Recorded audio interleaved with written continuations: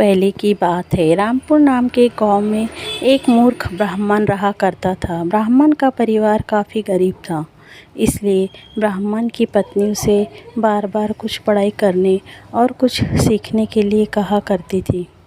लेकिन ब्राह्मण बड़ा ही कामचोर था, इसलिए वहाँ कहीं जाना नहीं चाहता था।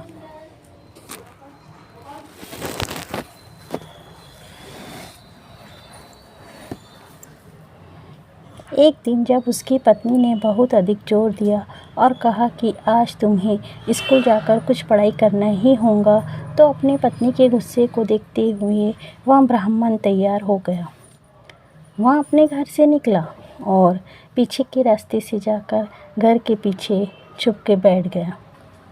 थोड़ी देर बाद उसके घर में कुछ लोग आए। उन लोगों ने क्या बातें कही, यह सब बस पीछे बैठे चुपचाप सुन रहा था।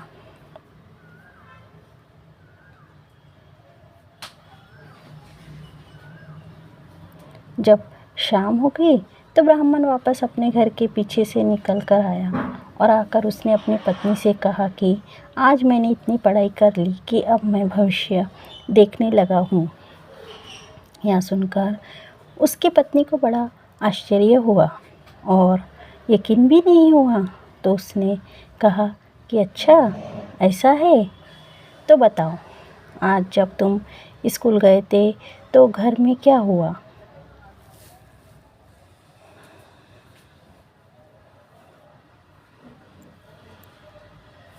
अपनी पत्नी का सवाल सुनकर ब्राह्मण ने उत्तर दिया कि आज हमारे घर में कौन आया था, उसने क्या बातें कही। यह सब तो वहाँ पीछे बैठकर सुन ही रहा था। जवाब सुनकर ब्राह्मण की पत्नी को यकीन हो गया कि सच में उसका पति भविष्य देखने लगा है। इसके बाद वहाँ पूरे गांव में घूम घूम कर सबको यह बताने लगी कि उसका पति भविष्य देखने लगा है और वह भविष्य देख सकता है।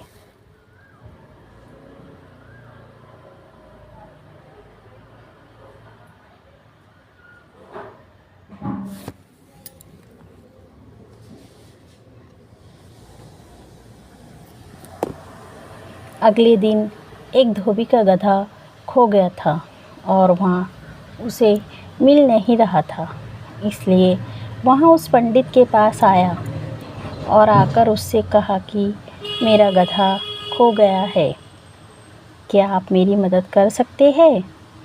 पंडित को कुछ समझ में नहीं आया कि वहाँ क्या करे, इसलिए उसने कहा कि मैं अभी स्नान करने जा रहा हूँ, जब स्नान करके लौटूंगा उसके बाद मैं भविष्यवाणी करूँगा। इतना कहकर पंडित वहाँ से निकल भागा। जब वहाँ रास्ते में जा रहा था तब उसने देखा कि एक गधा खेत में घास खा रहा है। यह देखकर पंडित ने अपने आधी धोती को फाड़ा और उससे उस गधे को वहीं बांध दिया और दौड़ा दौड़ा घर वापस आया और बैठकर भविष्यवाणी करने लगा कि चने के खेत में तुम्हारा गधा बंधा हुआ है, जाकर उसे पकड़ लो। पंडित की बात सुनकर धोबी चने के खेत में गया और उसने देखा कि हाँ सच में चने के खेत में उसका गधा बंधा हुआ खड़ा है। अपने गधे को वापस पाकर धोबी बहुत खुश हुआ और उसने पंडित को काफ़ी दान दिया। धीरे धीरे पंडित काफ़ी प्रसिद्ध हो गया और बहुत लोग उसे जानने लग गए। एक दिन राज्य के महारानी का एक नौलखा हार चोरी हो जाता है। राजा को कुछ समझ में नहीं आता कि अब वह क्या करे। मंत्री राजा को सलाह देते हैं कि उसे उस भविष्यवक्ता पंडित के पास जाना चाहिए।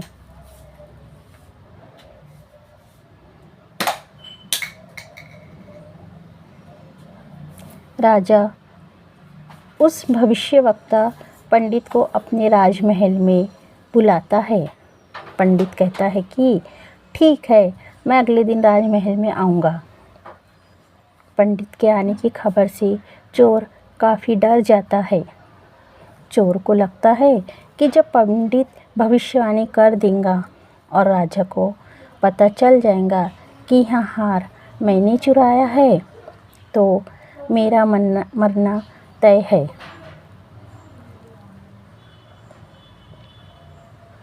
इसलिए वह चोर पंडित के पास रात को जाकर पंडित से कहता है कि वह नौलखा हार मैंने चुराया है।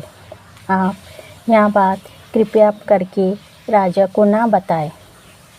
इसके जवाब में पंडित कहता है कि ठीक है, मैं यह बात राजा को नहीं बताऊंगा, लेकिन तुम वह नौलखा हार मुझे दे दो। चोर ने हार पंडित को दे दिया। पंडित को लेकर राजमहल के एक बगीचे में एक चिड़िया के घोंसले में ले जाकर रख देता है।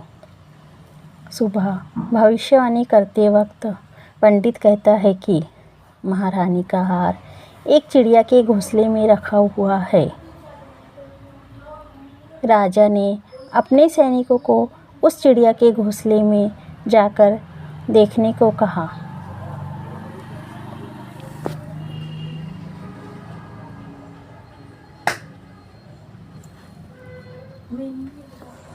चोर ने हार पंडित को दे दिया।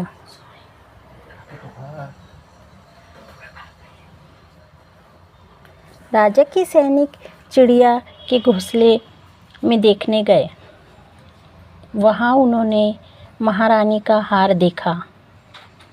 अपने महारानी का हार मिल जाने के कारण राजा बहुत खुश हुए।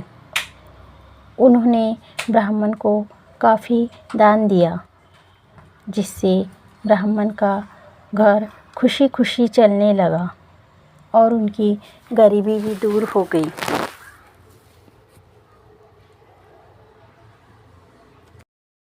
पहले की बात है, रामपुर नाम के गांव में एक मूर्ख ब्राह्मण रहा करता था। ब्राह्मण का परिवार काफ़ी गरीब था, इसलिए ब्राह्मण की पत्नी उसे बार बार कुछ पढ़ाई करने और कुछ सीखने के लिए कहा करती थी, लेकिन ब्राह्मण